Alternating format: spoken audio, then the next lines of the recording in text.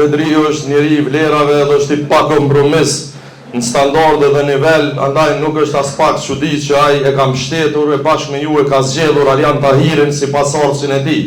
Në këto 4 vite, në udhëheqjen e Bedri Hamzës, Mitrovica tregoi se si mund të ecet përpara me një qeverisje të ndershme, kompetente e që qeverisje me duhur të pastra. Tani është koha që këtë rrugtim ta vazhdojmë ta çojmë edhe më lart.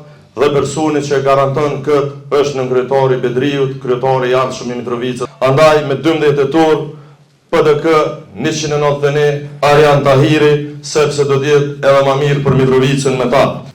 Ta sjellën fitoren me 12 tetor.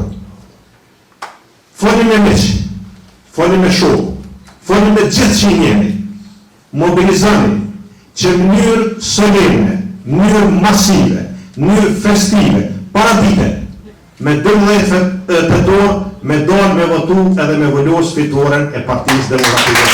Do të përfaqësojnë interesat, do të mbrojnë interesat e secili qytetar të shtetit Mitrovicës. Mbështetja të cilën janë duke na dhënë qytetarët e Mitrovicës, vërtestimin që janë duke na dhënë, për te soj edhe e marr edhe e ndi edhe si investim ndaj një general të tretë që janë tu e kriju, janë duke e forcu.